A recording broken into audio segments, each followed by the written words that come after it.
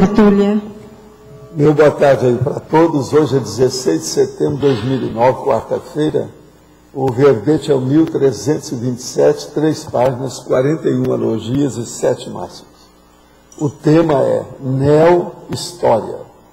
A especialidade é historiografologia, quer dizer, da historiografia. A neo-história é a história da humanidade terrestre a partir da implantação da reurbanização extrafísica, que é a REURBEX, explícita, e da consequente reciclagem intrafísica dos cursos intermissivos e da era atual do Homo sapiens sereníssimo, da divulgação da cosmoeticologia e do surgimento teático da conscienciologia. Isso é que nós chamamos de neo-história para nós. Né? Agora, a neo-história evidenciando a razão de a conscienciologia ser a ciência das ciências. O paradigma conscienciológico, a era consciencial, a autocatálise evolutiva, a inteligência evolutiva, a era do autodiscernimento, a história geral, a história contemporânea da Terra. Agora, nós, no fim, falamos sobre a frase enfática. A neo-história é o início do ciclo da maior renovação historiográfica do planeta Terra, da para-humanidade e da humanidade, potencializando a evolução consciencial de todos. A neo-história alcançou você em quais circunstâncias evolutivas que ela alcançou você? De modo que é um processo para a gente estudar. Neo-história, eu estou dando só aí um resumo da história. Agora, a pergunta. Poderia ampliar na página 31, neosinapsologia, a sinapse em bases mnemônicas e a relação desse conceito com a neofilia e a inteligência evolutiva? As sinapses em bases mnemônicas, quer dizer, são as sinapses que a gente tem baseado na nossa holomemória e na paragenética. Agora, qual a neofilia? Ela tem muita relação com a neofilia, porque se a pessoa não tiver uma predisposição para as coisas novas, ela não vai admitir nada que nós falamos da conscienciologia. Porque a conscienciologia baseada na aurismologia, na terminologia, tem muitos conceitos novos, que são os neoconceitos, quer dizer, neoconstructos, neoverpons, que isso também é neologia, então é neologismo. Se uma pessoa não gosta de coisa nova, ela abomina neologismo. Então, ela é totalmente contra a gente. Agora, isso também vai mostrar que ela é contra a inteligência evolutiva. Então, o processo da inteligência evolutiva, da neofilia, da aurismologia, da neologística, isso tudo está uma coisa junto, no positivo para alcançar a neosinapse. No contrário, a pessoa fica com as retrosinapses dela. Agora aqui, e deram aqui, passando a noite em uma biblioteca em Portugal. Dormi na morada dos livros, uma aventura vivida por uma turma de portugueses. No fim de uma tarde de sábado de maio, os funcionários da Biblioteca Municipal de Seixal, a 30 quilômetros de Lisboa, organizaram as estantes dos livros. Embora esse fosse o procedimento padrão, antes de encerrar o expediente, naquele dia a arrumação tinha outro motivo. Receberam um grupo de 20 meninos e meninas de 8 a 11 anos que iriam passar a noite ao lado dos livros. 8h30 da noite era a hora marcada para começar a exploração de um ambiente repleto de saberes, com muita leitura e contação de história, que só terminaria na manhã seguinte. Agora estão todos eles aqui, ó, na foto, deitada, etc. Aqui só tem uma coisa negativa nisso. A gente não deve dormir onde tem papel ou tem livro. Isso todo mundo sabe, que isso aí é negativo para a saúde. Piora os processos de pulmão e uma opção de coisa. De modo que isso aqui tem esse aspecto negativo, que eu não estou vendo eles falar nisso aqui em nada. Essa, então, foi um processo lusitano, né? Houve uma lacuna portuguesa aqui. Isso aqui é difícil de falar, esse negócio é negativo. Agora, gente, campo de concentração de Auschwitz bate recorde de visitação. O campo de concentração nazista de Auschwitz-Birkenau, no sul da Polônia, já recebeu 1 milhão de visitantes em 2009. um recorde em relação ao mesmo período dos anos anteriores, coincidindo com o 70º aniversário da invasão alemã da Polônia. Segundo a rádio pública polonesa, o campus Termini contabilizou em 2008 o maior número de visitantes de sua história, com 1.200.000 pessoas. Mas essa cifra será superada neste ano, prevê os responsáveis do museu, situado no campo de concentração, que já marca 1 milhão de visitantes em 2008, foi alcançado em meados de outubro de 2009. Isso aconteceu um mês antes. Os poloneses continuam sendo que mais visitam o campo, mais de 400.000 em 2008, seguido pelos britânicos, americanos, alemães, israelenses e italianos. O 70º aniversário da invasão alemã da Polônia e do começo da Segunda Guerra Mundial favoreceu o aumento das visitas do campo de extermínio, do qual mais de 1 milhão de pessoas morreram. O campo de Auschwitz-Birkenau foi aberto como museu em 1947 e declarado pela Unesco como Patrimônio da Humanidade em 1974. Lembra que eu já escrevi sobre isso, já falei aqui. A estimativa é de que os nazistas assassinaram mais de 1 milhão de pessoas no local entre 1940 e 1945. A grande maioria das vítimas é de judeus, mas ciganos e homossexuais. Além de presos soviéticos e poloneses também foram mortos. E de outras nações também. Não é só isso não, pelo que eu sei, não é isso não. De modo que o negócio está aí, a coisa é séria. Agora aqui, inauguração do campus da OIC, segunda semana da saúde holossomática da Covid-19. 6 a 12 de outubro. Olha, é daqui 3, 4 semanas. Então aqui tem um programa com tudo isso. Se alguém quiser ver, agora está uma fotografia aqui do campus. Está lá uma construção bem no meio da grama, lá, bem isolada. Está no início do princípio do começo. Está aparecendo aqui a gente do CAE, quando a gente começou, 1980 e 95. Isso aí está aparecendo. Agora aqui eu tenho atividade das instituições de consciência cênica de 6 a 10 de outubro de 2009. É do dia 6 em diante, o que é que tem? Ó, tem todo o texto aqui, o contexto, a turma, o que vão fazer, como é que é, todos os dados. Se alguém se interessar para ver, vale a pena. Há muito tempo que eu não vejo uma coisa tão circunstanciada, tão detalhada, igual essa atividade das instituições. Agora, gente, aqui está o livro aí do Edgar Morin, que eu recomendo para quem quiser ver qualquer coisa sobre a guerra Israelo-Palestina, tá certo? Entre Israel e a Palestina. Agora, esse livro dele eu assino embaixo, a maioria dos dados desse homem. Ele é uma cabeça, não achei muito erro nas coisas, nem nada. Tem erro aqui, até um erro de português, logo que começa aqui, improcedente, a palavra está escrita errada, mas isso é da Bertrand Brasil. O erro é erro mesmo de digitação. Agora aqui, ele diz o seguinte, eu vou ler aqui também, baseado no mesmo pensamento dele, que eu assino embaixo. Não se pode empreender esse trabalho sem temor ou apreensão, a partir do momento em que não se quer nem justificar, nem condenar, nem absorver, mas, antes de tudo, compreender e fazer compreender. Isso é que é. Ele é uma cabeça, esse Morin. Agora aqui. A transformação de Israel numa nação dominadora, o uso de uma força desproporcionada e os inúmeros atos de desprezo e de humilhação sofridos pelos palestinos chocaram-me terrivelmente. Claro que eu sabia a forma de Victor Hugo. No oprimido de ontem habita o opressor de amanhã. É o que está acontecendo com Israel. Eles primeiro foram oprimidos, principalmente pelos nazistas, agora estão oprimidos os palestinos para descontar. É a lei de Italião que eu falo. Eu sabia que é um traço comum à história da humanidade o fato de que uma comunidade perseguida, mal tem a sua liberdade assegurada, começa a se transformar, por sua vez, em persecutória. Isso aí já vem sendo falado, e o Victor Hugo, muitas vezes, aí andava falando isso desde o século XIX. Agora, outra coisa, aqui eles falam o seguinte, as medidas disciplinadoras no interior e as expedições punitivas no exterior, a ocupação da Cisjordânia, a guerra contra o Líbano, o cerco de Beirute, e, enfim, a repressão cada vez mais severa da intifada, tudo isso arruína a imagem exemplar de Israel e indica uma deriva histórica trágica. Caminha-se para uma sul-africanização de um tipo novo. Esse é o processo da guerra lá.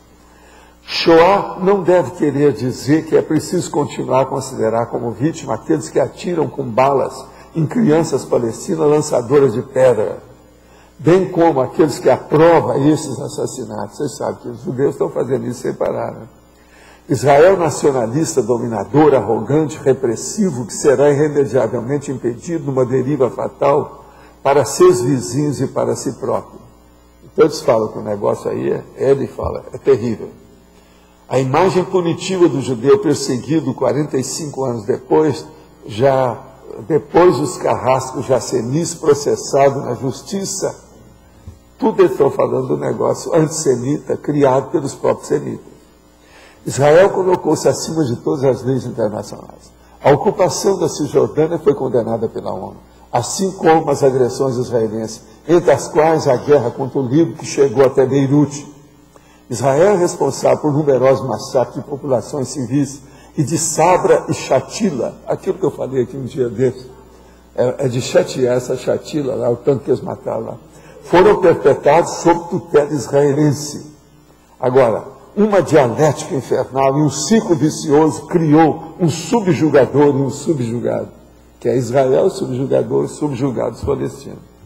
Ele expõe tudo claramente. Esse cara é judeu, hein?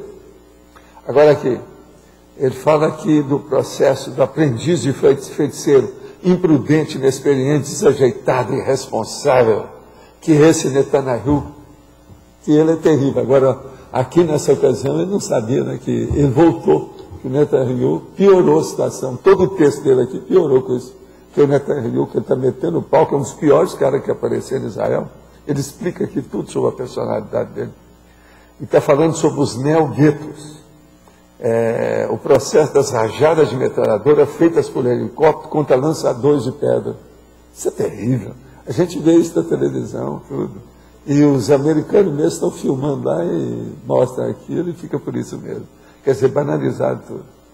Agora, a desunião árabe, a supremacia militar, o apoio americano e a arma nuclear. Ele espera que um dia essas coisas vão melhorar. Veja bem, desunião árabe, a supremacia militar de Israel, o apoio americano a Israel e a arma nuclear que eles têm e os outros não têm. Quer dizer, ele está falando aqui lá pelas tantas que vai haver um suicídio mútuo.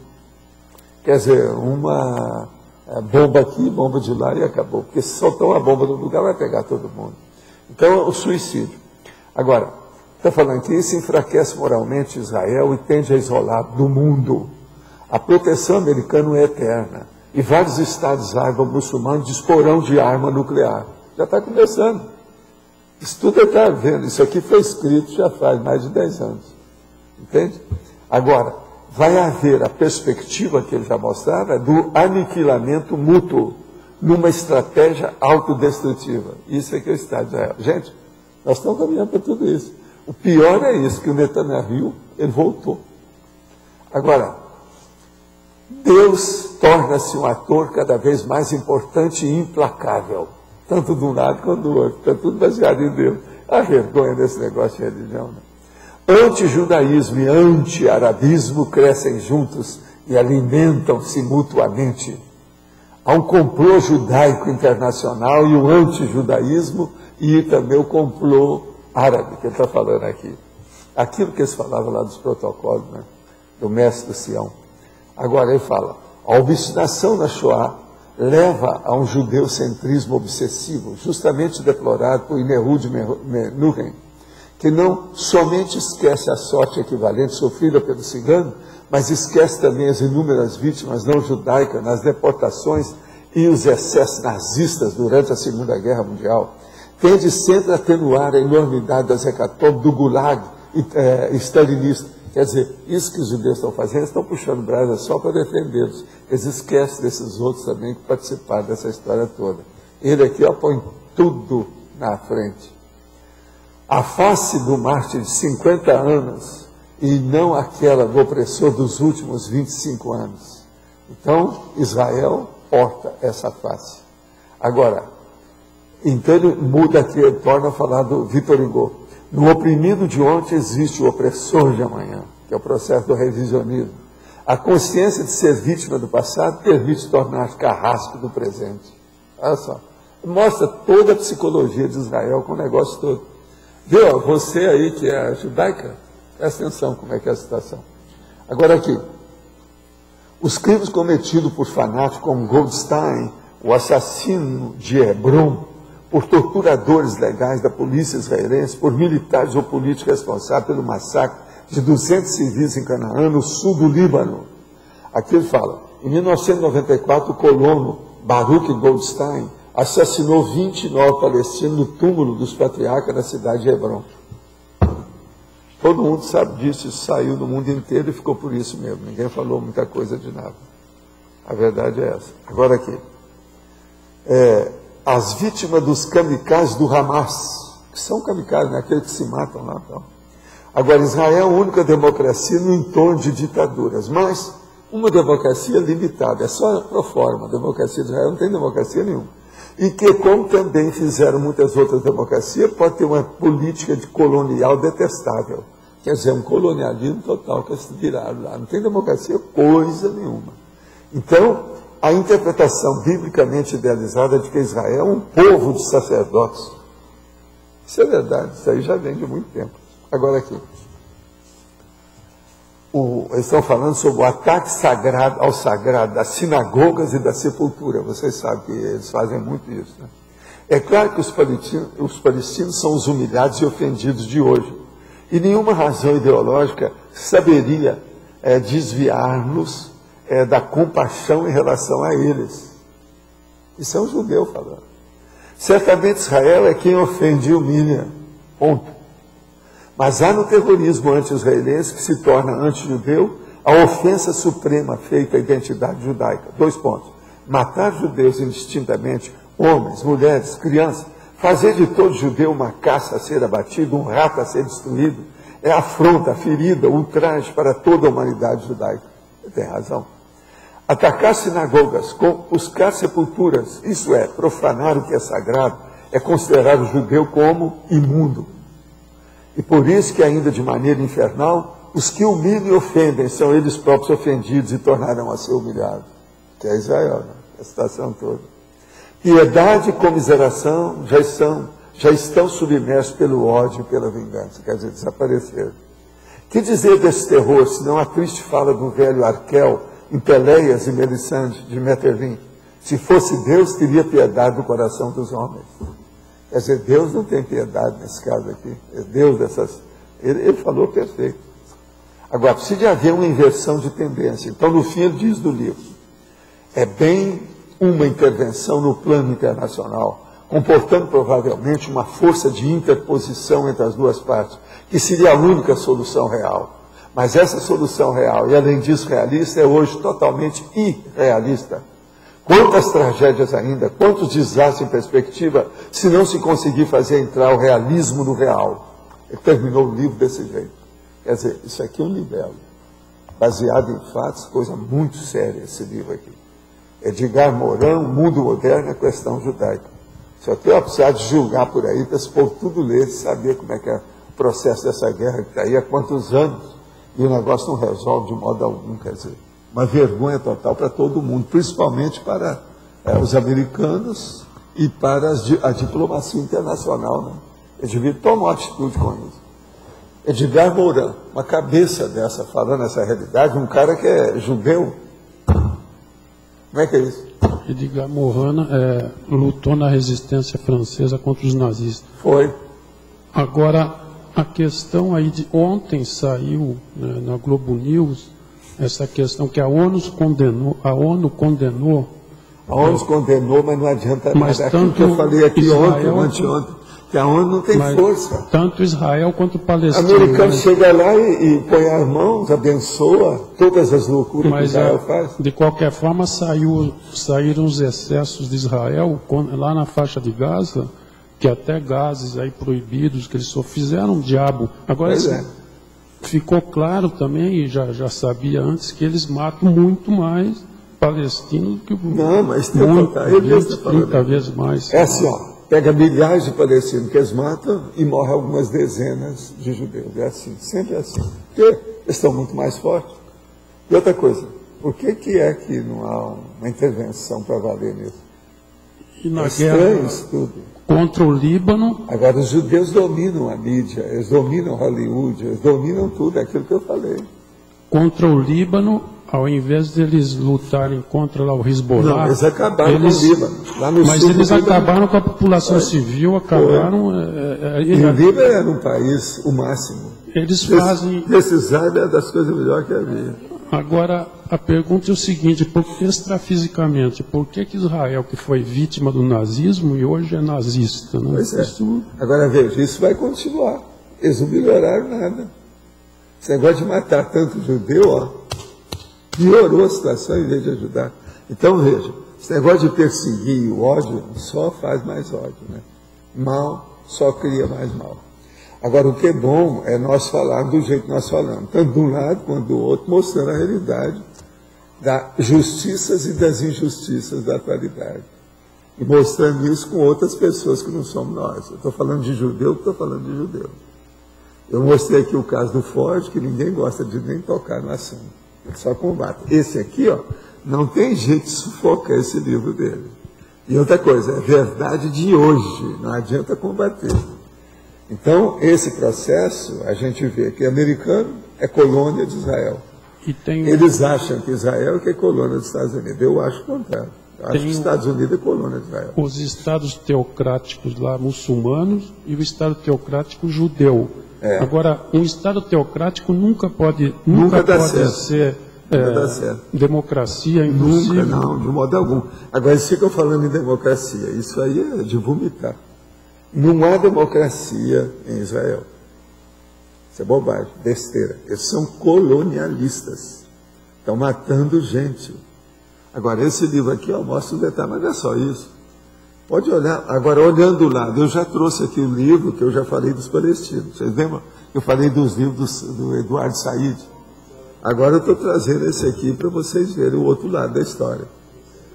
Esse é judeu. Como é que fica? A situação está aí. Agora veja, essa guerra deles está caminhando para a guerra de 100 anos.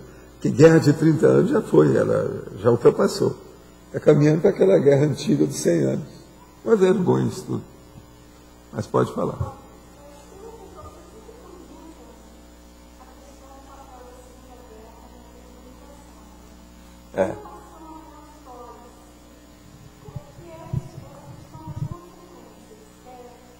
Estava previsto essa continuidade? Não, a previsão é o seguinte, na hora que fosse mexer no vespeiro, o vespeiro ia ficar perturbado. O processo da reorganização, eles estão esperando isso há muito tempo. Mas agora, o que se passa? Eles esperaram que acontecesse a gota d'água. A gota d'água foi a Segunda Guerra Mundial, com a morte dessas milhões de pessoas aí, tudo com genocídio. Era isso que era o ponto que eles estavam esperando para começar o assunto. Que aí já tinha que tomar a providência. Numa hora dessa, já não ficava tão ruim mandar uma opção de gente para outro planeta, etc. Entendendo? Que eles mesmos criaram ambiente para isso. Quer dizer, a população terrestre. Nós. Agora, em termos de luta de raças, vamos dizer assim, de etnias, essa questão dos árabes e dos judeus, como é que isso já estava previsto nessa questão do pós-Segunda Guerra? Em termos de urbanização? Irmãos, né? Isso está na Bíblia deles, né? Pois é, a Bíblia deles parece que não mudou nada. Aqui começou com Abel e Caim. O negócio é antigo. Isso tudo é da Bíblia deles. Judeu é baseado na Bíblia, Moisés, as coisas todas, Velho Testamento. Agora veja, a Igreja Católica, com o passar do tempo, combateu demais os judeus, foi daí que começou o antissemitismo, o antijudaísmo, o anti-israelismo. Por quê?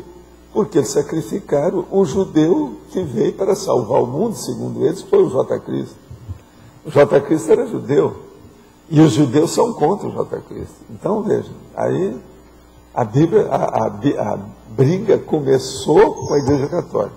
Agora, o islamismo é baseado na Igreja Católica, é derivado, tá certo? Veio lá do Maomé, mas Maomé veio com os processos da Igreja. Então, veja, é o mesmo povo brigando, o meu Deus é superior ao seu, aquela velha história.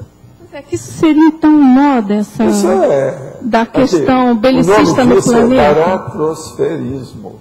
Eu estava esperando, é a baratrosfera. É um infernão.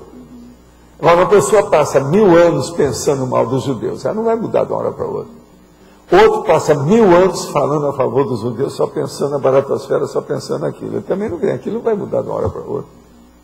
Então nós temos que esperar para chegar na democracia plena, pura, grande, básica. Isso não vai demorar muito. Mas a gente tem que falar nessas coisas, tem que começar a politizar o processo. Informar sobre essa politização. Vocês têm que saber disso. Tem que saber, a gente não pode ficar, isento, anômico, afastado, anárquico, com respeito à política. Tem que saber as políticas que tem aí para a gente não entrar nessa. Ficar livre disso, porque senão, que liberdade vocês vão ter amanhã? Faz uma bobagem aqui qualquer num país desse, vocês vão ter que voltar aí para resolver o processo. Que agora é o seguinte, depois do curso intermissivo é bom, eu já falei isso aqui uma vez, vou repetir. Depois do curso intermissivo, nós todos temos uma sensibilidade aguda para não criar erros grandes. Toda vez que a gente vai criar um erro grande, a gente quer o mais depressa possível resolver aquilo, limpar tudo na hora. De modo que se a gente fizer besteira, nós vamos segurar a próxima PROEX. Você está entendendo? Essa sensibilidade aguda pelo próprio Pensene grupal? Conosco, não tem saída. Mas é o grupo Pensene que ajuda nisso? Vai ser um tal da gente querer arranjar justificativa para a gente mesmo, e é besteira, né? Tem que superar isso. A gente tem que reconhecer os erros da gente, o mais depressa possível. Dar um jeito de combater. Essa sensibilidade contra a tríade da ironia vai aumentar cada vez mais, devido ao curso intermissivo. Isso não tem lógica para você? Não faz sentido? É uma coisa óbvia. Eu sinto isso na pele, faz só 60 anos. Quanta coisa eu não recusei. Quanta coisa. Seria tudo mais fácil para mim se eu tivesse feito certas coisas. Então, eu recusei tudo. Só para não entrar nessa. Então, eu prefiro fazer menos, mais limpo. E não fazer muito grande com um pouquinho de tisma. Porque senão eu vou ter que voltar para melhorar aquilo. Eu não quero aumentar meus débitos, eu quero diminuir meus débitos já existentes. E assim vocês todos vão pensar desse jeito daqui para frente. Agora, assim, de acordo com as suas retrocognições, enfim, o que leva uma pessoa fanática religiosa a se voltar para uma postura mais racional e que faça convergência para um curso intermissivo? Ela se convence que ela está certa. Que ela está certa. Que ela está certa. Que do fanatismo. Está fazendo bem. Que aquilo é uma bênção. Que aquilo é um trabalho assistencial que ela está fazendo.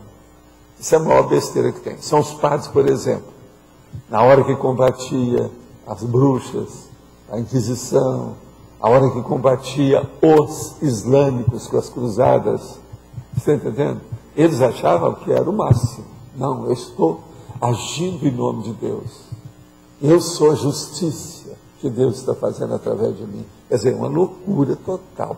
As religiões são tudo de doido. Não, o que tem de doido não está no gibi. Outra coisa, às vezes são doidos super eruditos.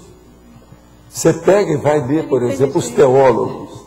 Tem teólogos de uma erudição impressionante, mas tudo arranjando um jeito de se defender. Defender o impossível, o impraticável. Não é possível fazer aquilo. Agora veja, o problema todo é isso aqui, ó, que eu estava até escrevendo aqui antes. As coisas negativas, que é o processo desse processo da guerra. Egocentrismo, nacionalismo, racismo, etnocentrismo, sectarismo, facciosismo, colonialismo, sacratismo, ou a sacralização, o teocracismo, o imperialismo e o salvacionismo. Isso tudo é o negativo. Agora, as coisas que nós estamos fazendo força aqui para caminhar para o melhor. Universalismo, humanismo, internacionalismo, globalismo, mundialismo, planetarismo, fraternismo. Então, Estudo até mudar uma coisa com a outra vai demorar demais. Nós tudo a gente tem que trabalhar, né? Funcionar e ver como é que nós chegamos lá. Agora, a primeira coisa que eu acho que a gente deve fazer é isso, colocar a boca no micrófono. Mostrar, então, por isso que eu falo aqui em política, mostro a vocês onde é que tem erro, os autores que estão falando uma coisa e de outra. Eu, sob certo aspecto, estou tentando fazer aqui até o voto Minerva, da Minerva, e quer dizer, mostrando de um lado e do outro, o que é bom para aqueles que não têm uma certa experiência ou que não leram tanto, do jeito que a gente já leu. Né? Uma pergunta. Um amigo meu tem 26 anos e é formado em humanística. Informei-o em linhas gerais a respeito do que seria a TENEPS, frisando seus contratempos iniciais. Mas ele parece irredutível em sua decisão de iniciar a prática, mesmo sem traquejo energético. Ele disse que o único pré-requisito essencial era ler o manual do TENEPS. Estou agindo de maneira leviana? Devo tentar desencorajá-lo? Não. Dê para ele um exemplar do manual da TENEPS. E depois você lava as mãos na frente dele. Depois você entregar o livro. Dá uma de Pilatos. É isso. Você fez o que você pôde. Você não quer, o problema é dele. Agora, vamos torcer. Você dá para ele, lava as mãos e fala assim, ó, vou torcer para você, para os seus 6 meses serem abençoados. Quer falar? Eu queria que o senhor falasse mais da sensibilidade à tríade da ironia. Então, você falou assim, se a pessoa erra, ela acaba segurando a próxima poética. A primeira coisa é a seguinte, seguinte, é isso? A sensibilidade nossa, antes do curso intermissivo, era X.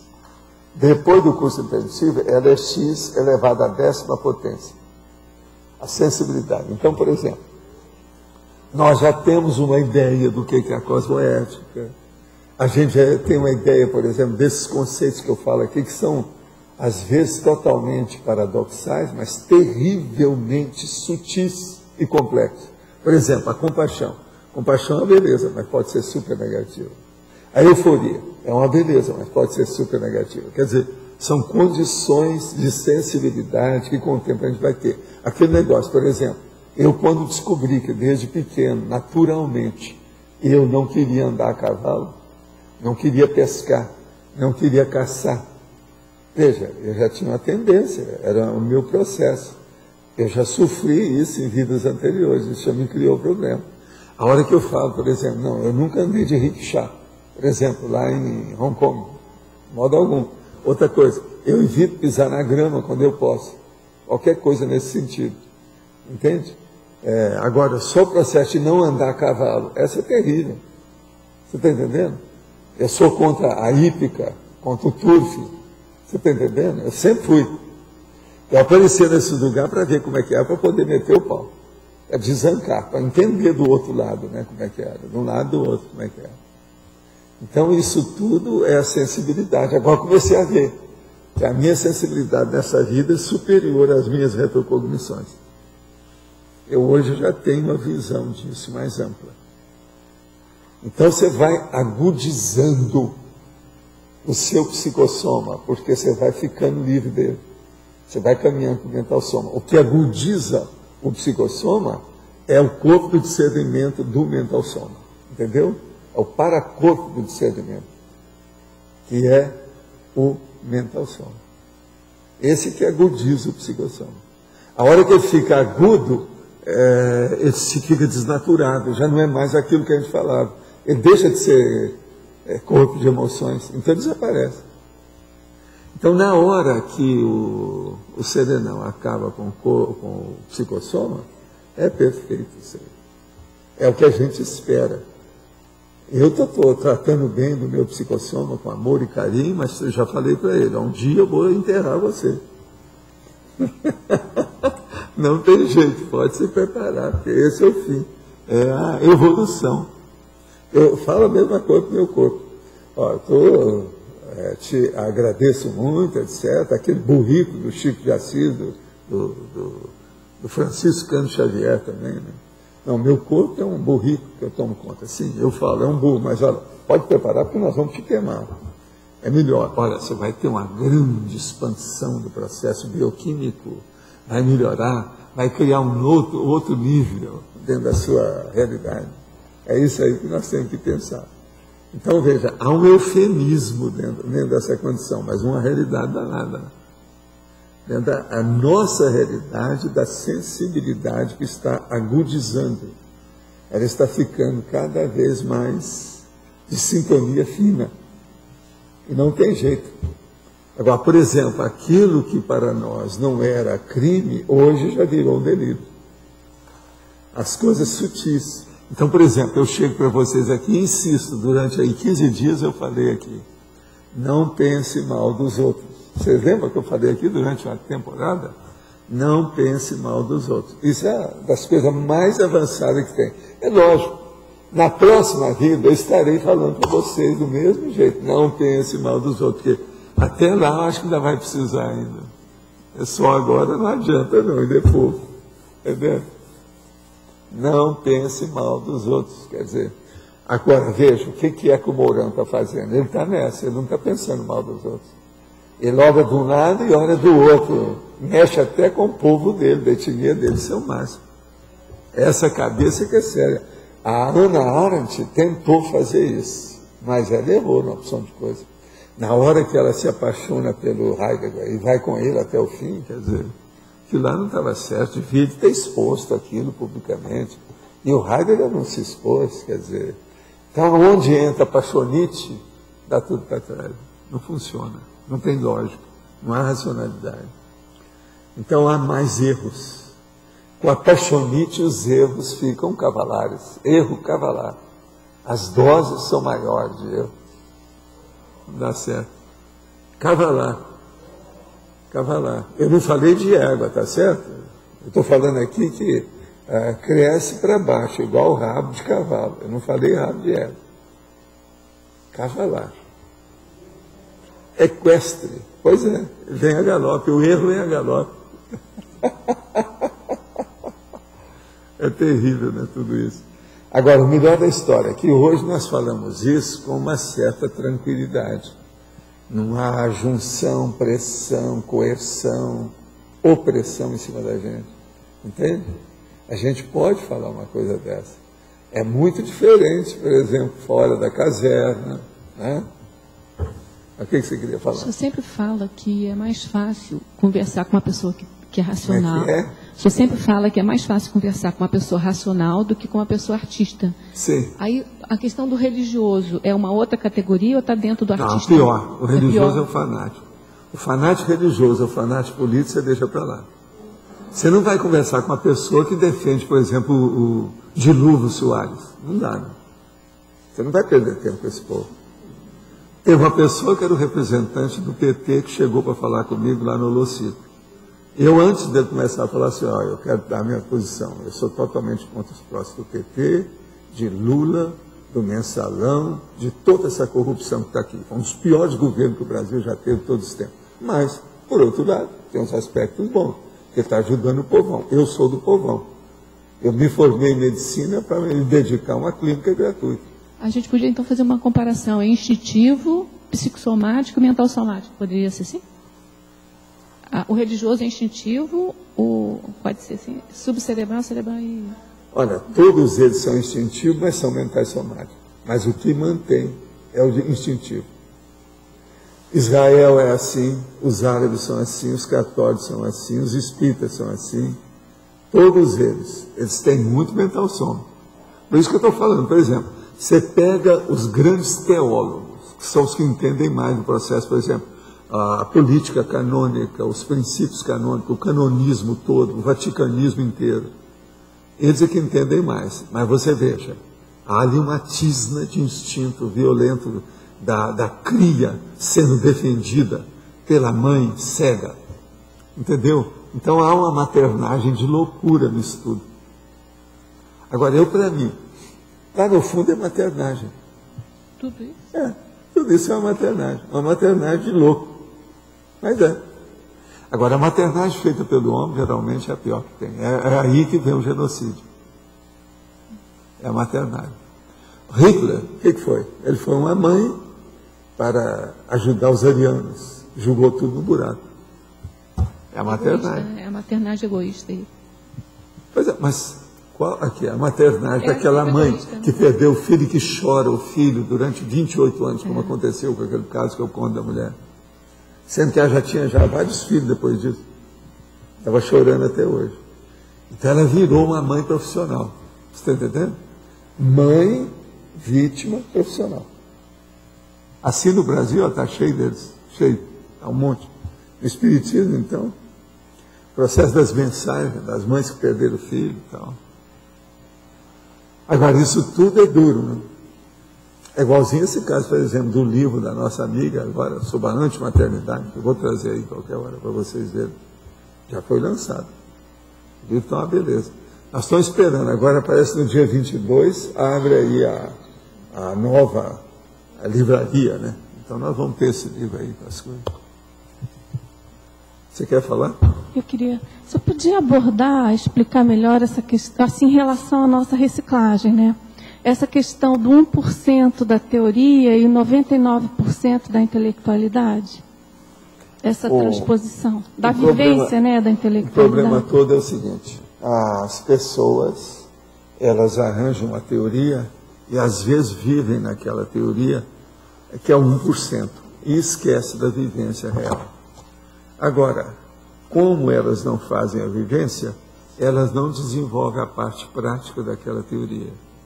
Não desenvolvendo a parte prática da teoria, elas continuam errando cada vez mais. Com o passar do tempo, há uma acumulação de erro. Então, por exemplo, até um certo ponto, é isso que ocorre com o processo da teologia e a Igreja Católica. Entendeu? As pessoas não foram fazer assistência mesmo pura em nada. Esse negócio de beijar os pés dos outros, isso tudo é eufemismo, isso tudo é demagogia religiosa, o Papa beijar os pés daquilo, lava-pés, tudo dá vergonha, é de vomitar isso aí. Esse negócio de colocar a pessoa do Cristo através de uma bolacha, quer dizer, não dá, né? Não dá. O problema da Eucaristia, o problema... Isso é de vomitar. Não, o problema, por exemplo, da badalada do sino, chamando os fanáticos, quer dizer, os lavados cerebrais. Então, a maior lavagem cerebral que tem é o sino. A igreja, por exemplo, é sempre colocada num promontório, em cima de uma coluna, para repercutir mais o sino na hora que bater. Outra coisa, toda igreja tem um negócio mais alto, que é a chamada torre. Lá em cima da torre tem uma cruz, quase sempre. E para-raio. Quer dizer, o J. Cristo é o que recebe mais raio na terra, devido a ele ficar na ponta lá. É raio de tudo quanto é jeito, mas não resolve. Agora, no caso do intermissivista, como é que a gente pode trabalhar essa questão? A primeira coisa, se dos uma coisa não presta, 99%. aqui é meu princípio de muitos anos. Se uma coisa não presta mesmo. Não adianta fazer maquiagem. Esqueça. Passa para frente. Não perca tempo. Não perca energia. Não dispense, vamos dizer, não acabe com o seu tempo. Olha bem a sua oportunidade. Não desperdice nada que está na sua mão. Como é que diz o Lodge? Os apóstolos. Não jogue os apóstolos no lixão. Entende? Olha o que você está fazendo com eles. Nós temos que pensar essa realidade. Se uma coisa não presta mesmo. Agora, eu tenho procurado chegar e ficar agudo do ponto de vista do essencial, do prioritário, do ideal, do melhor. Observa bem o que eu falo, que tudo eu levo para aí. Tudo eu levo para as cabeceiras do melhor que eu posso. É aquilo que eu já entendo. Agora, tudo eu estou repetindo também, muita coisa que é de serenão, é da monja, é do transmentor, é do enumerador, é da turma que está aí na ponta, que eu não sou bobo. Chega-te aos bons, você vai ver como é que você é pequeno. Quer dizer, isso é o máximo, é o que eu tenho feito, entendeu? Eu tenho aprendido nessa. Agora, é terrível isso tudo. Agora, eu comecei a ler o livro dele lá sobre o JK. Agora, o JK, como nasceu em Minas Gerais, tem uma opção de coisa que é parecida com as minhas, né? Você já notou, né? Vocês depois precisam ler a biografia, E tem eu lá, uma opção de coisa. Só que tem, que a minha vida era um pouco melhor. E outra coisa, eu fui mais favorecido pelos deuses do que ele. Ele foi menos, ele passou mais problemas. Agora, é porque também tinha muita vitória, né? Meu caso era mais aberto. Outra coisa, eu nasci, na verdade, quase 3 décadas depois dele. Aquilo me ajudou muito em Minas Gerais. Agora, vocês sabem que a minha cidade era mais pobre, pior do que a dele, né? Você sabe disso, muito pior. Muito embora lá era mineração de ouro, a minha era mineração de diamante. Tem isso tudo. Nós temos um monte de coisa em comum. Eu estava começando a ver lá, porque há muito tempo eu não dei nada sobre ele, agora eu estava lendo com calma. Né, para ver Mas tem muita coisa, é impressionante. A questão da mãe dele, professora. Pois é, mas é Minas Gerais, né? É. A mãe dele fazia tudo por ele. Dava tudo, isso eu sei. A intelectualidade, ele leu todos os livros da cidade, muita coisa. Você sabe, a gente conversou com ele algumas vezes, eu e o Chico, a gente não teve tempo com calma, só nós 3. Então a gente sabe dessa história aí, uma opção de coisa dele. Uma outra coisa, você sabe que o meu pai deixava de comer o bife para a gente comer, né, quando eu era pequeno. Lá em Minas Gerais era assim. Agora, o negócio dos R$1.000 que eu estava olhando lá, aquilo é uma fala, por exemplo, que o cara ganhava 60 mil reais por mês. Pensa que aquilo é uma fortuna. Não é nada. Valia nada. Você está entendendo? 60 mil reais valia nada. R$1.000 era pouco. Valia nada. Agora, outra coisa que chamou a atenção dele é que ele era, na verdade, líder de caciques, né? Ele só liderava a gente que era líder. Não só gente rica, só gente que entrou na política, só gente que ficou. Lá na minha terra não tinha ninguém. Por exemplo, da minha infância, eu vou falar quem? É só gente regional, só do lugar. Depois começaram a aparecer outras pessoas, por exemplo, Mário Palmeira, etc. Você está entendendo? Mas, agora ele não. Ele foi o Alckmin, que estava com ele, o tal que joga o Alckmin, que foi um dos maiores políticos de Minas Gerais, foi amigo de infância dele, eu sei disso, dessa história toda. Agora, você pescou bem, a turma toda da equipe dele, parece que você colocou lá. Eu estava olhando, a maioria está lá. Então é uma coisa séria. Agora, você falou com a turma do Leles, né, o filho do Leles, o nosso amigo lá, o Jô. O Jô foi uma grande personalidade, um grande amigo nosso. Fora de série, o homem. Agora, é muito interessante, eu estou vendo ali o povo, muita gente que eu conheço. Você está entendendo? E outra coisa, os ambientes da gente. Agora, lá, a terra dele, Diamantina, era melhor que as coisas de Minas. Lá em Monte Carmelo, muito atrasado. Você veja, eu não sei quantos habitantes, você sabe quanto tem Diamantina atualmente? Você sabe, Monte Carmelo, a última vez que nós estivemos lá, tinha 45 mil habitantes só. Diamantina é capaz de ter mais que isso. É porque eles têm universidade lá hoje. Pois é. Então está bem. Nós não tínhamos nada. Então, a minha área lá é muito mais atrasada. Não dá para falar. Agora, o que valeu comigo não foi nada disso, não. O que valeu comigo foi o meu negócio de estudar, que a minha mãe me colocou para frente. Eu passei, o negócio de dinheiro ficou secundário. Ele não, tudo dele era baseado em processo de dinheiro. Faltava isso, faltava aquilo, que não sei o quê. E outra coisa, ele estava mexendo com Belo Horizonte, né? Eu não, eu estou mexendo com Uberaba. Você sabe que o Mário, quando entrou na política, a primeira coisa que ele fez foi manifesta aos triangulinos. Que ele queria separar o Triângulo de Minas Gerais, que não recebia todo o dinheiro que aparecia no Triângulo, ia para Belo Horizonte e fazia as benfeitorias da capital. E as cidades do Triângulo, ninguém lembrava disso. Quer dizer, o nosso negócio é muito pior do que a área de Diamantina. Entende? Agora, o que é interessante é isso. E Diamantina aqui está 44.200 habitantes em Agora, 2004. Ah, então está igual. Monte Carmelo. Então, empatou. Não houve nada aí nessa cidade. Monte Carmelo está com 45 nessa ocasião, quando eu estive lá. Já faz alguns anos, né? Foi mais ou menos nesse período aí. 2004, 2003, lá.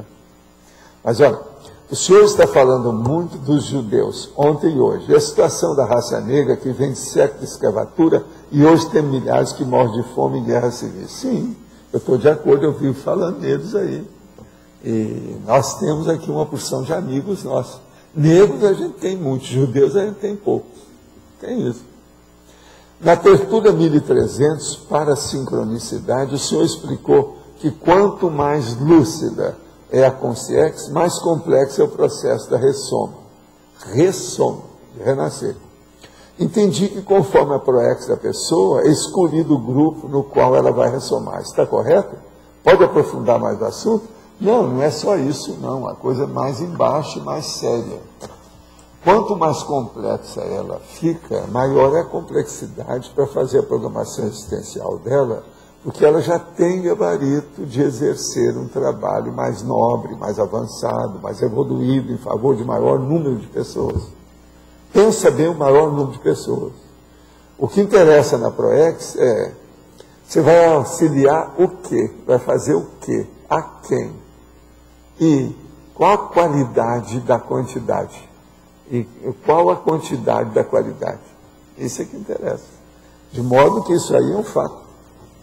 De modo que aqui, ó, essa turma, por exemplo, a hora que eu trato bem desse meu povo aqui, é o maior negócio que eu posso fazer. Entende? Por quê? É preferível tratar bem daqueles que já estão se emancipando dos assédios do que aqueles que estão escravizados aos autoassédios, né? Vocês já estão começando a se libertar. Há um 13 de maio do autoassédio. Isso aí é o máximo. Entende? Eu acho isso o máximo. Entende? Autoassédio. Porque o problema todo é autoassédio, Arlindo. Eu tenho que dar um jeito de me equilibrar perante os seus autoassédios. Entende? Porque é daí é que vem o assédio contra mim. Sim. Entendendo? O negócio todo é esse. Mas fala. Eu queria entender melhor essa questão do conceito que o senhor disse, que tudo era questão de maternagem em relação ao Hitler e outras situações. É a maternagem pelo seguinte, quando a pessoa acha que ela é superior ao outro, ela se torna ou paterna ou materna. Então eu ajudo, eu faço a caridade, eu tolero. Você está entendendo como é que é? Então veja, quem manda aí sou eu porque eu sei mais. Eu domino. Então isso, é aí que vem o vômito milenar, sabe? Vômito milenar, vamos entender bem. É esse que é o pior. Meus irmãos, esse é o vômito milenar.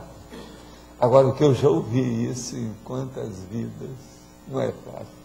Está entendendo? Agora, por isso que eu nunca tive processo da Igreja Católica, foi um negócio que eu sempre tive repugnância disso, independente de qualquer coisa, muito antes de ter aula de moral cristã. Agora, na minha terra não tinha jeito, né? Lá, a Água Suja, lá, a Estrela do Sul, essa que eu mostrei aqui para vocês, aquela festa da Romaria, que era terrível. Os padres roubavam as namoradas dos amigos da gente, tudo. O negócio não era fácil. E eles faziam uma igreja que nunca acabava. E levavam o lenocínio, quer dizer, uma prostituição ali declarada pelos processos todos, para manter o dinheiro deles. E era muita sujeira que tinha, demais. E igreja por todo lado, catedral aqui, catedral ali, festa todo dia, e fazendo tudo que pode para dominar. E outra coisa, as primeiras escolas que apareceram lá na minha época, tudo era baseado, tudo em padre e freira. Entende? Eu, por exemplo, não frequentei o ginásio de lá. Ele apareceu depois também. Porque se tivesse também, meu pai me ia colocar. Ele era contra. Nisso eles eram muito vivos, porque viam casos demais do povão. Então a Igreja Católica foi muito mal representada na minha área toda. Né? Muito mal. Até mesmo Uberaba, as coisas que eu vi lá do bispo que havia lá, o Dom Alexandre, eu chamava ele de Xandico, é terrível. E outra coisa, lá tem um palácio episcopal, a igreja em Uberaba, um palácio, entendeu? Tem até torre e tal, os negócios todos, o lugar todo, ninguém chega lá dentro. E é esse Xandico que teve o negócio do cofre, que eu já contei para vocês, né, do homem, né, do cofre. Não, eu já contei aqui. Você lembra do negócio do cofre? Que o cara é o seguinte, ele tinha um cofre e ele estava precisando de ver uns documentos que estavam no cofre, o arcebispo. Então, quando foi olhar, ele enguiçou o cofre. Então mandaram chamar o nosso amigo, que era o maior lá, abrir cofre, ele era o máximo. Então ele chegou, colocou o vidro, viu aquele troço, ele abriu. Pronto. E aí cobrou o normal dele, que era uma nota. Mas aí vem os padres e falaram assim, mas o senhor não pode cobrar isso, o senhor não teve trabalho nenhum. Em alguns segundos o senhor abriu e falou assim, não, isso não quer dizer nada, não chegou lá. Bateu e rodou. Foi embora. Na hora que ele ia embora, foram atrás dele. Não, mas vem cá, nós queremos que você abra o cofre assim. Agora é tanto. Né? Aumentou 5 vezes aquilo que eu tinha pedido. E eles pagaram. Quer dizer, é duro, né? O padre pensa que manda em todo mundo, a hora que entra um técnico, dá o contra neles. Essa história, um monte de gente viu isso acontecer. A gente sabia, não tinha saída disso. Eu fiquei sabendo disso na mesma semana que aconteceu. Aí liberaram. Mas olha, é um fato, né? Fato é fato. Agora eles pensam que mandam no mundo inteiro, né? E outra coisa, estão sempre fazendo negocinho. A coisa mais barata. Eu acho, por exemplo, na Igreja Católica tem mais judeu do que em certas organizações judaicas. Eles sabem fazer os descontos, pedir desconto. É um negócio. A padrada não é fácil, não. Que eu vi em Minas. E outra coisa, atualmente eu acho que as coisas continuam tudo do mesmo jeito. Esse negócio da pedofilia, por exemplo, tudo continua. Que é isso que tinha no Colégio Diocesano lá de Uberaba. Há 70 anos era assim. Havia muito disso. Sempre tinha um jogo de futebol, né? Tem um jogo de futebol com isso. Até hoje ainda tem esse negócio de jogo de futebol, pedofilia e sexo. Obrigado. Pode-se dizer que na neo-história estamos para entrar no que seria equivalente às trevas da Idade Média, devido à ressoma das conselhos? Não, não vai ter mais nada disso. Aquele obscurantismo já passou. Nós estamos no mesmo obscurantismo, só que tem com um pouco mais suave, mas ele nunca desapareceu. Olha as guerras que tem aí, isso aí é obscurantismo do mesmo jeito. No caso, o intrafísico estaria piorando um pouco, mas pode-se dizer que o extrafísico estará melhor e mais acessível para os projetores do que era no século XIX e XX, logo antes da reurbanização começar. Não, tem uma coisa que você esqueceu. Você falou aqui que o extrafísico, que o intrafísico está piorando, mas não é. O intrafísico está melhorando aqui. Olha o que nós fizemos. Olha só isso aqui. Não veio ninguém contra, não houve fiscal, não há ninguém. Nós temos liberdade, nós estamos vivendo uma democracia relativa. Não é a plena, mas já existe, não é assim. Então veja, a Terra nunca foi tão boa como atualmente. Muito embora as Auschwitz da vida e outras coisas mais. De modo que não é bem assim. Aquele obscurantismo grandão, esse já foi superado. Hoje já há muita reclamação, clamor público contra as coisas erradas, etc. Tal. Isso não havia naquela ocasião, nem podia falar. Né?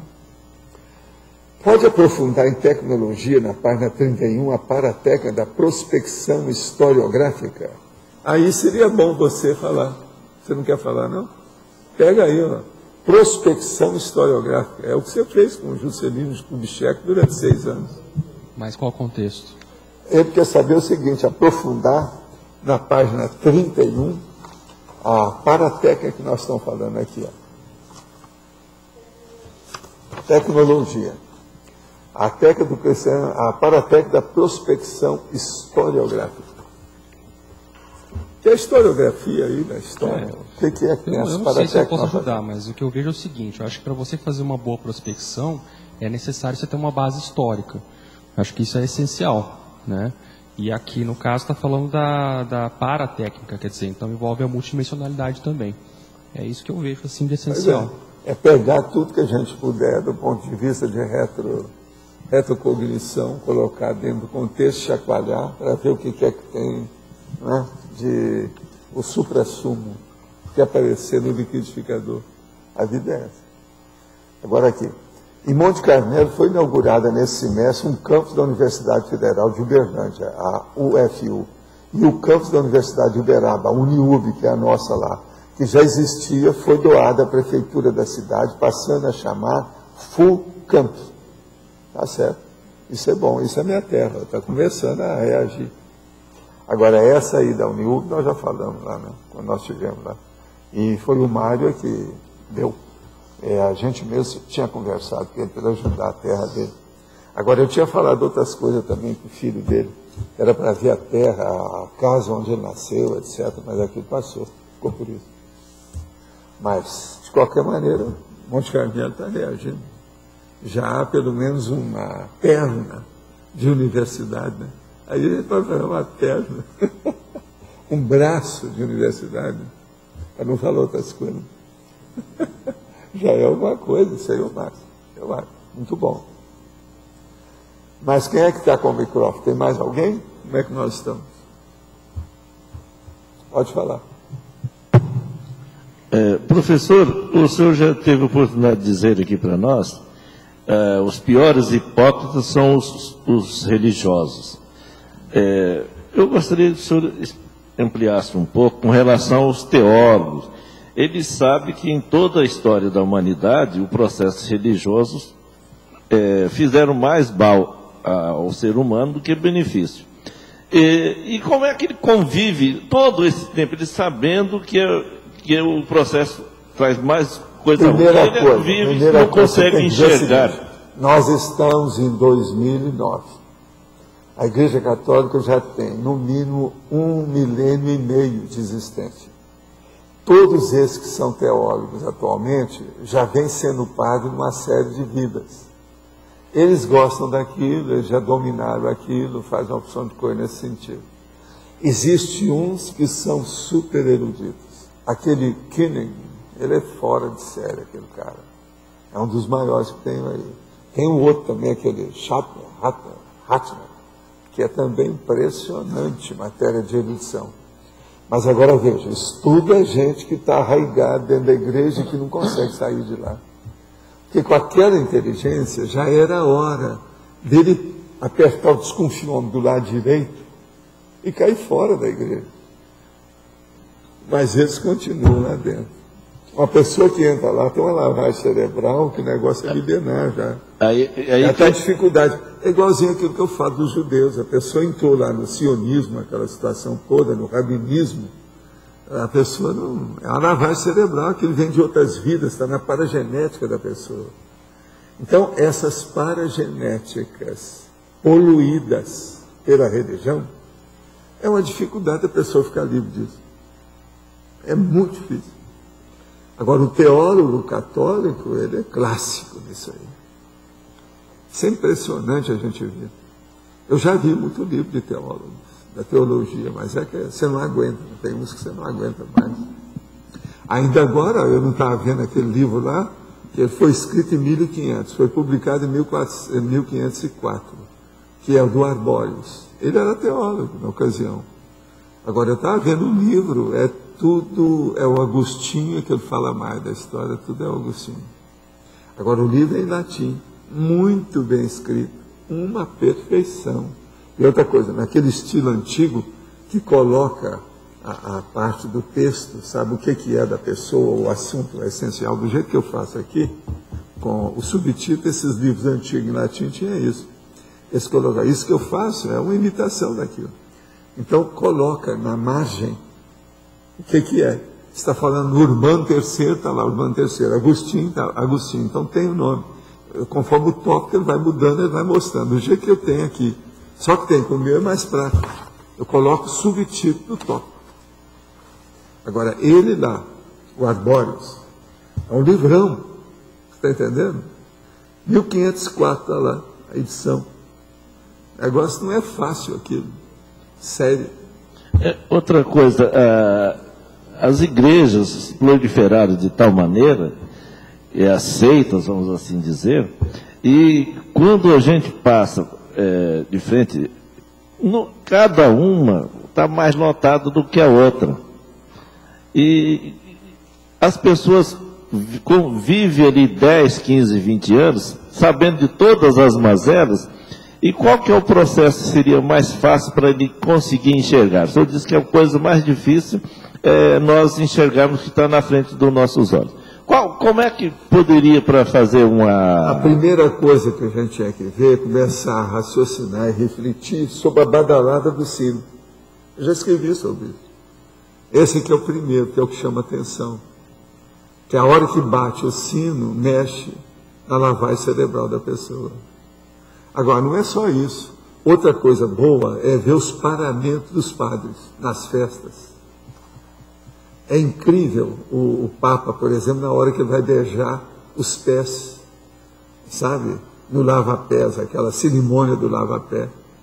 Uma outra coisa terrível que eu chamo a atenção, já falei aqui umas 2 vezes, é aquela pessoa toda engravatada, arrumada, uma alta personalidade, às vezes um PhD da universidade, que coloca o andor no ombro e fica carregando um santo de barro para fazer a procissão do encontro, né? Na sexta-feira da paixão. Quer dizer, aquilo, eu não entendia nada disso quando criança, metia o pau, eu menino, sem saber nada, eu falei assim, que loucura, o que esse cara está fazendo? É um palhaço. Agora, o nome hoje não é palhaço, a gente chama que é boneco de ventríloco. Esse povo tudo é boneco de ventríloco. Então, veja, boneco de ventríloco, os mais sérios que tem são os eruditos. Por exemplo, o Heidegger, ele foi boneco de ventríloco do Hitler, na hora que ele aderiu ao Partido Nazista, e a hora que ele continuou até 1945, 1933 e 1945. Isso é terrível. Agora, isso aí o nosso amigo não fala aí no livro, mas ele falou da Hannah Arendt direitinho, que ela defendeu o Heidegger. Ele fala aí, o Moral. Mas de modo que você entendeu, né, a situação. Sim. Essas coisas, só isso aí já chama atenção. Você não precisa entrar lá na igreja para ver as bobagens deles. De fora mesmo você já está vendo tudo. Quem tem olhos de ver, segundo ele, não é isso? Você tem que ter olhos de ver. Então tenha olhos de ver do jeito que eles falam. Mas então, Alegre, por favor. Obrigada. Eu gostaria, sim, de pensar um pouco sobre a cosmoética e, historicamente, a colocação desse tema na história do planeta. Então, qual que nós poderíamos considerar como o período ou a data da cosmoética como implantada, aplicada aqui no planeta, na nossa humanidade? Você quer falar o quê? No intrafísico, qual a aplicação, qual o período que a gente pode considerar que começou a se aplicar a cosmoética? Não, isso é porque os serenões já usavam a cosmoética. Então, como eles usavam... Não, o problema todo é o seguinte, de uma minoria mínima, aquela minoria está ampliando. Nós hoje somos uma minoria minúscula. Agora ela era praticamente quase que inexistente. Mas nós podemos, então, considerar com a conscienciologia essa implantação? Não, com ela vem do ponto de vista prático. O que a conscienciologia traz de um ponto de vista prático absurdamente realista? Serenões, cosmoética, a inteligência evolutiva, que é uma das coisas mais sérias que nós temos. O processo do princípio da descrença, para a gente emancipar de toda a besteirada, da filosofia, de religião, e outra coisa, da eletronáutica também, que a maioria aí é besteira. Com o princípio da descrença, você manda as instituições para aquele lugar, quer dizer, para a holoteca. Você está entendendo? Então a coisa muda de fisionomia, né, de face, muda tudo. Agora veja, com a TENEP você manda a religião também para aquele lugar. Acabou, não precisa. E por aí vai. Porque eu estava pensando que, como que nós podíamos entender a cosmoética aplicada? Ela então inicia na nossa compreensão... através da Cognópolis. Então, agora, até o momento... A maior demonstração da vivência da cosmoética está sendo feita aqui em Foz, nesse bairro. Mas ela não inicia com essa relação? A hora, por exemplo, tem essas reuniões de arranca-rabo aí, dos processos, por exemplo, dos epicons. E isso é demonstração do processo da cosmoética. Isso é o máximo, é uma das coisas máximas da Terra até agora. Eu já falei com eles numa reunião que eu fiz, pessoal, olha a responsabilidade de vocês, o que vocês estão tendo. Então, aquilo que o senhor falou, eu preciso me cuidar dos autoassédios do Arlindo. Agora, então, veja, a coisa melhor é o seguinte, a reunião de epicons, Unicim, etc. tal, e a reunião também daquela outra, da CIAJUC, etc. Como é que chama a outra? Conselho das ICs? Não, a outra. CIAJUC? Não. Unicim? CIAJUC. Firmato, como é que é que chama? Ava. Como é que chama da Ava? Como é que é o nome? Acariação. Acariação. Então o negócio é reunião daqui, acariação daqui. Agora veja, isso é cosmoética pura. Entendeu? Entendo. Pensa nisso. Você está participando da história. É essa a história está sendo responsabilidade. realizada, está se desenvolvendo É aqui essa conosco. responsabilidade que eu É uma quero história. estar autoconsciente, da minha responsabilidade nessa Agora o participação. problema é acabar com a história e viver o real, né? É o que a gente está tentando. Então a primeira coisa, falaram que eu era apenas um visionário. Agora já tem gente que já está a favor. Já não é tanto assim. O meu visionarismo já diminuiu muito nesses 15 anos. Você virou um realizacionário. Hein? Virou um realizacionário, se a gente pode criar. Vamos ver o que vai dar. Mas olha, você queria falar alguma coisa? O que é? Na tecnologia, você fala da técnica do crescendo proexológico. Você pode abordar isso nesse contexto e explicitar A técnica mais? do crescendo proexológico. O problema é o seguinte, por exemplo, você acha, Loche, que você com toda a PEX atual e todo o serviço vai ter, e eu e a Dulce, que achamos que você vai arranjar o seu complexo total com isso aí, Obrigado, ele agora já criou até uma unidade no Rio de Janeiro. Então, você acha que na próxima vida você vai fazer só isso ou vai fazer mais? Só isso não.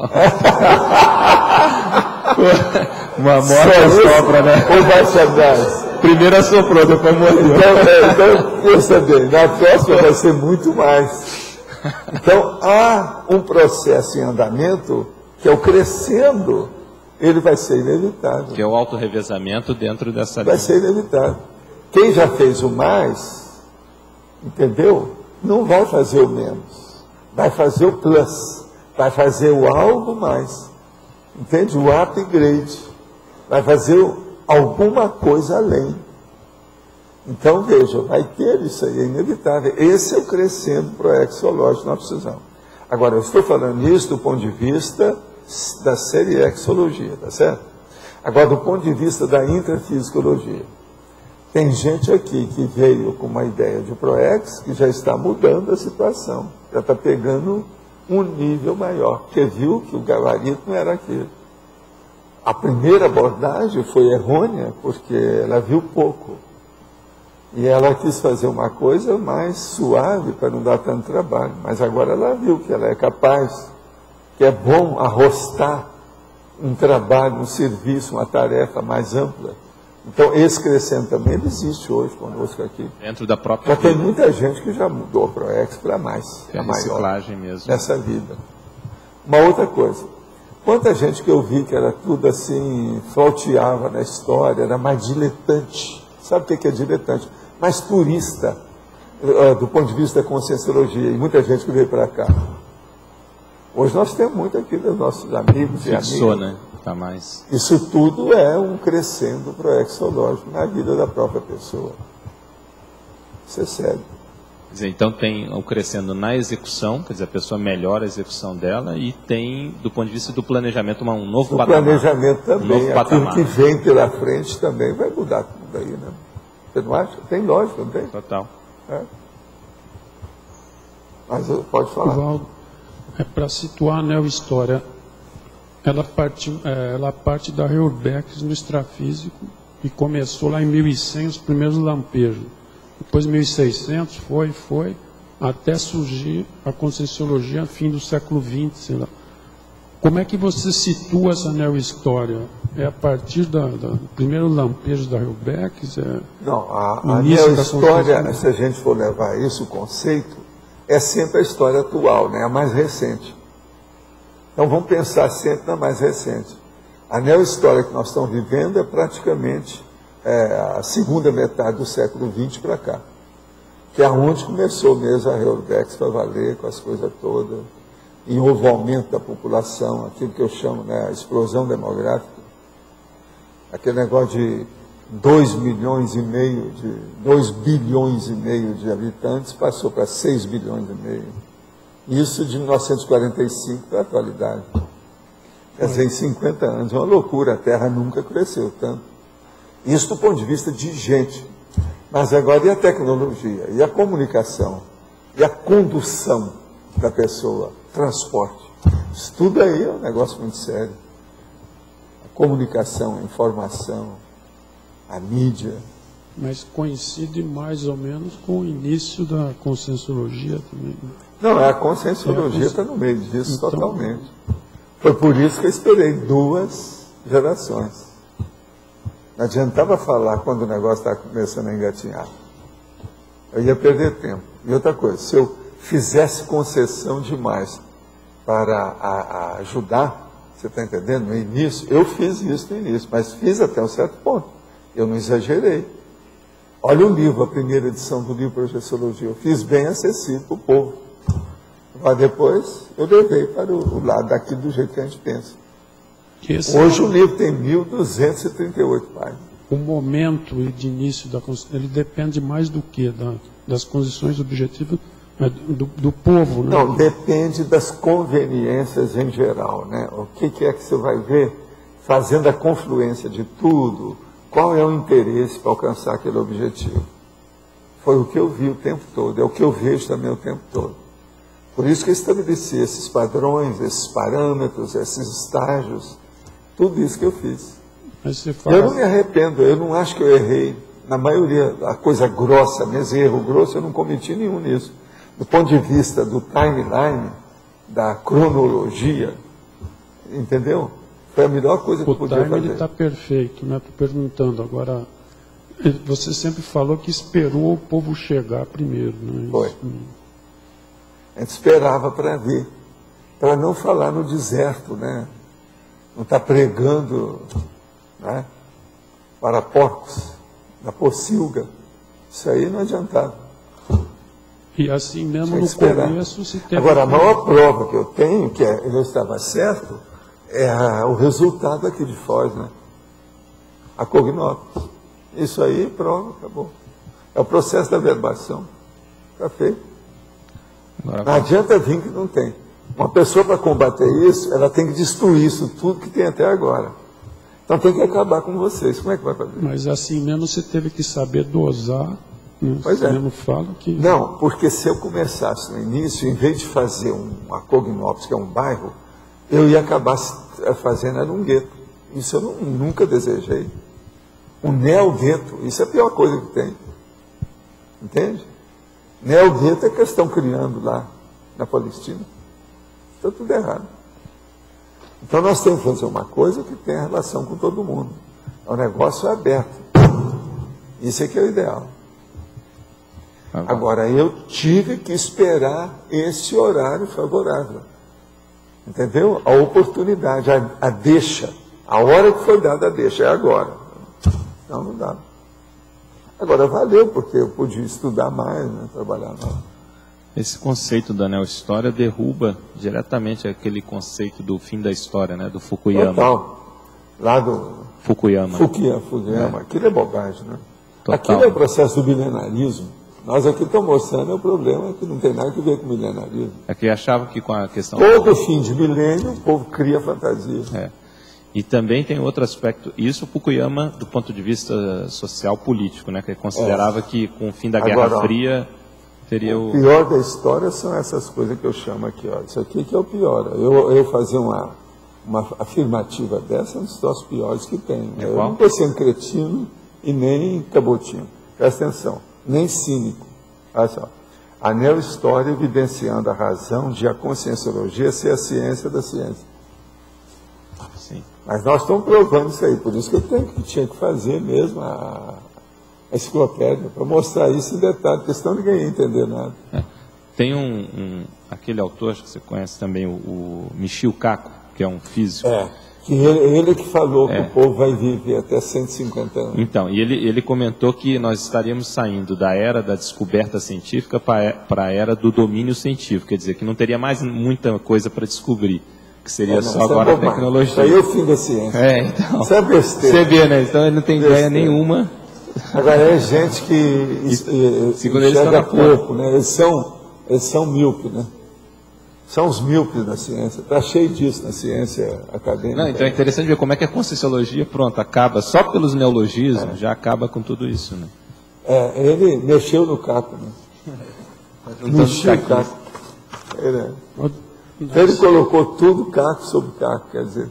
A história desde a Grécia que eles estão falando, não tem mais nada o que descobrir. Sempre vai ter. Mas isso é o milenarismo. Milenarismo é bobagem infantil. Isso é besteira. Sempre tem. Quando terá os 3 milênios aí, 3 milênios, etc. tal, vai ter gente no milenarismo de novo. Vocês podem esperar, isso é inevitável. Ainda vão ter topeiras por aí afora, tal. Alguma coisa nesse sentido. Sempre tem saída. De modo que isso faz parte da história, né? Quer dizer, dos tópicos. Pode falar, ô Luiz. Professor, aqui na página 31, em Collegiologia, você poderia aprofundar, por favor, o Colégio Invisível dos Evoluciólogos? O Colégio Invisível dos Evoluciólogos. Olha, isso aí nós temos falado muito, há muito tempo que tem. Então você veja bem, esse Colégio Invisível dos Evoluciólogos são, entre essas, principalmente quando eles são conscientes, eles é que têm mais contatos entre si. Eles têm muito interesse nas informações privilegiadas dos grupos em evolução. Então, o Colégio Invisível dos Evoluciólogos não é uma coisa fora de série. Agora, vocês lembram que eu já falava logo no início do Instituto, eles me perguntaram, se um serenão ou uma consciência mais evoluída chegasse ao e falasse assim, você pede que nós queremos te atender em algum pedido seu, o que você ia perguntar? O que você ia querer? Eu falei assim, não, eu quero assistir uma aula, no fim da aula, na última carteira da aula, da reunião, de uma aula do Colégio dos Evoluciólogos. Isso já fazem 21 anos atualmente. Eu comecei a falar isso no início do Instituto, quando me perguntaram. Eu falei assim, nós não estamos entendendo qual é o interesse disso. Foi um custo até explicar com calma. Hoje eu acho que você já entende, né? Não se está explicando muito mais. Mas no início foi um auê. Eu tive que falar naquilo algumas semanas. De vez em quando alguém voltava e perguntava, não entendemos, qual a vantagem disso? Aí eu vi aquela moça toda bonita perguntando, eu falei assim, você não pensa nisso, você está querendo ver se arranja o príncipe encantado, não é isso? Então, chegava o outro cara, eu falei, não, o que você está querendo é melhorar seu pé de meia. Quer dizer, mas o meu não é esse não, o que eu quero é participar de uma aula como aluno ouvinte da última carteira. Não vou falar nada, só urubu servar. Mas é uma saída, pode estar certo isso. Agora, de vez em quando a gente vê que aparece um ou outro aqui, mas eles vêm esporádicos. Eu não estou contra, não, as portas estão abertas aqui, eles vêm, a gente bate palma. Mas veja, preciso vir, a gente vê como é que é a reunião, né? A reunião. Uma coisa é você ir numa reunião de acariação, outra coisa é você ir na reunião dos epicons.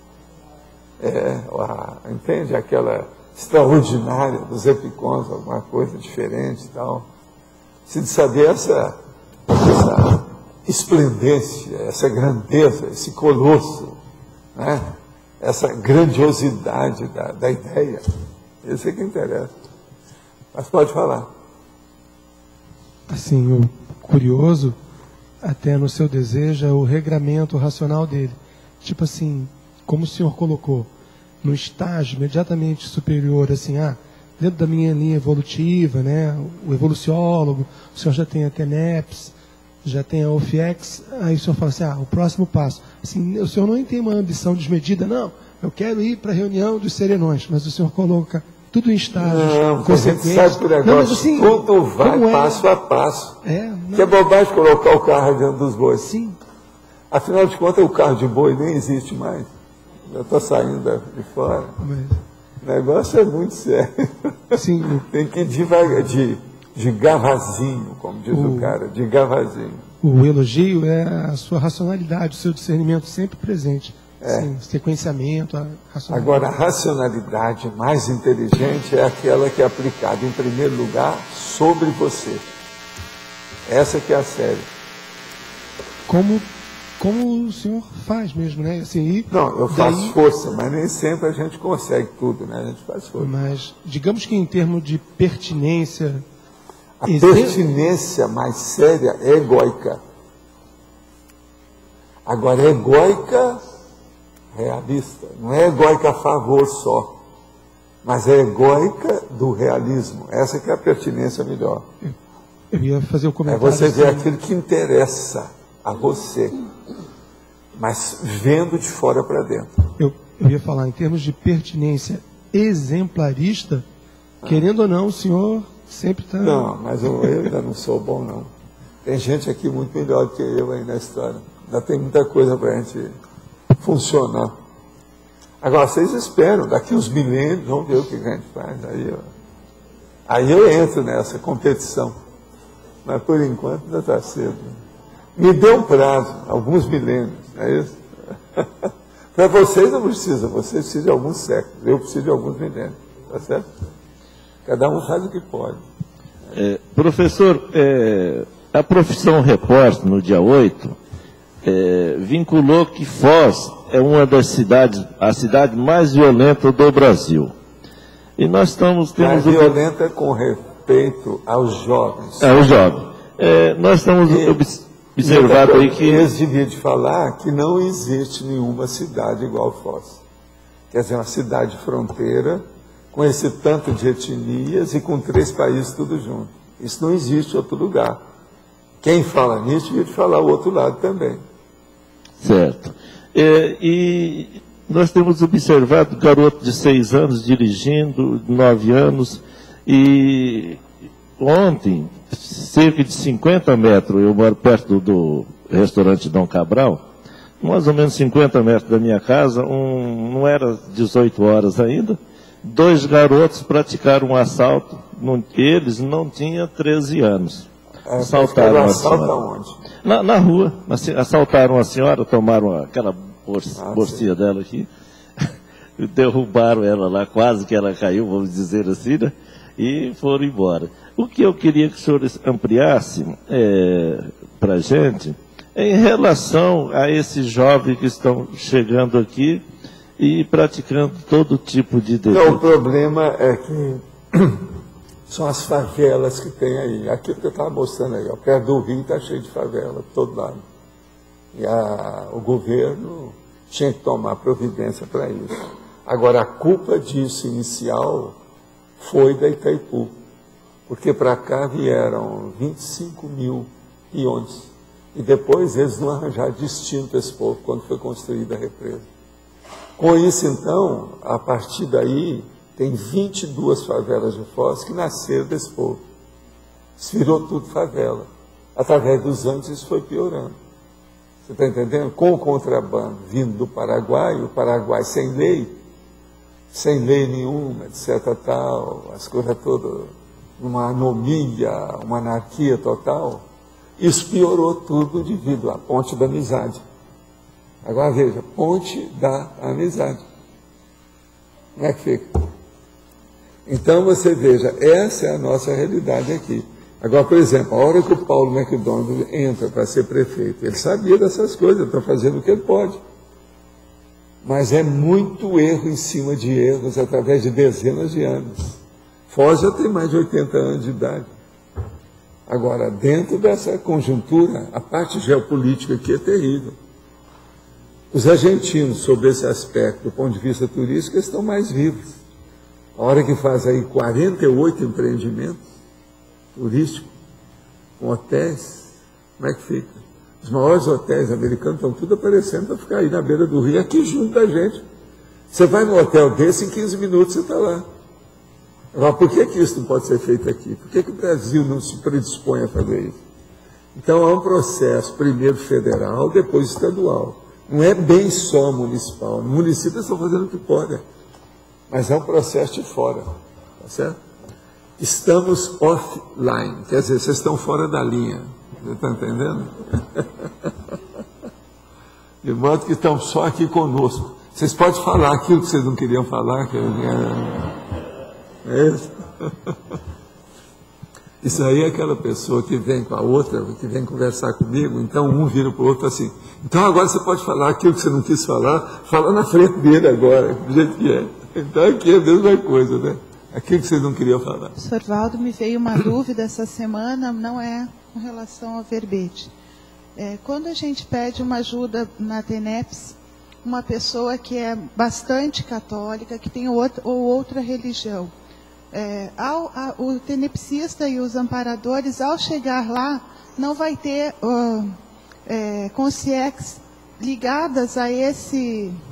Não, quando vai assim, o amparador que já vai é um padre.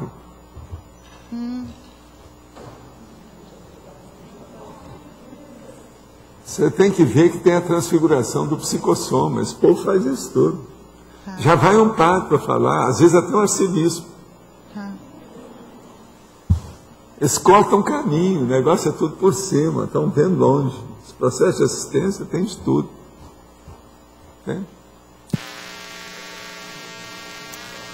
Isso deve ser o geral. Como não tem o meu motor gerador, dá isso. Ó. É isso aí. Mas fala.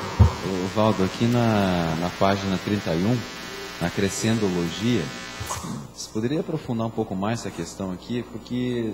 O Crescendo, história humana, história intermissiva. O caso todo aí é o seguinte, a história intermissiva nossa, que é o processo da intermissão, no nosso caso particular, do curso intermissivo. Agora, a história humana é a da nossa própria vida, aquilo que nós vivemos, a situação do jeito que saiu. De modo que há um crescendo disso. A história humana fica pequena em relação ao que nós sabemos antes de renascer e qual é a programação da nossa vida e aquilo que vai acontecer depois. Então a historiografia, com essa parageopolítica, muda tudo. Esse é um crescendo. A história humana fica pequena. É porque você coloca a questão do próprio conscienciograma, né? A questão da era consciencial e também qual a nossa participação para reforçar o Lupensiano do serenismo na Terra, né? Isso aqui tem uma relação direta com isso, não tem? Quer dizer, conseguir trazer essa informação e para teatizá-la aqui. De qualquer maneira, João, nós estamos fixando coisas muito sérias a partir da seguinte racionalidade. Vamos só ponderar isso. Tudo que você faz fica fixado. Isso é que nós chamamos de grafo pensene. Se o grafo pensene está fixado, vamos entender bem. Aquilo que você está falando ficou, vai ser para sempre.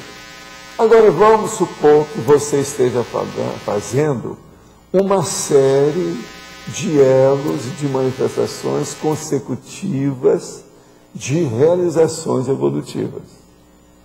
Então veja, você está trazendo coisas inéditas, originais, aí é que vem os neologismos, neoverpons, as ideias avançadas, o processo da inteligência evolutiva. Então veja, pela primeira vez nós estamos falando de uma maneira ampla, sem dogma, sem doutrinação, sem imposição de qualquer informação, sem querer convencer ninguém. Então a gente vem como se não quisesse nada. Você está entendendo como é que é? Mas falando tudo, a gente não quer nada, mas nós estamos informando tudo. Isso é que é o paradoxo da nossa história. Então a nossa vida hoje não dá para comparar com as vidas anteriores. Ela está alcançando repercussões, mesmo extrafísicas, aí é que vem o problema da história maior, a história multidimensional. A sua vida está alcançando repercussões multidimensionais, você não conseguiu em vida nenhuma anterior. Agora, hoje, você já não pode falar que isso é por causa só do curso intermissivo. Não, já é a sua vivência já com tudo isso que aprendeu. Não tem lógica isso? Então, o processo nosso da história intermissiva é aquilo que nós fazemos como grafo pensende aqui na vida.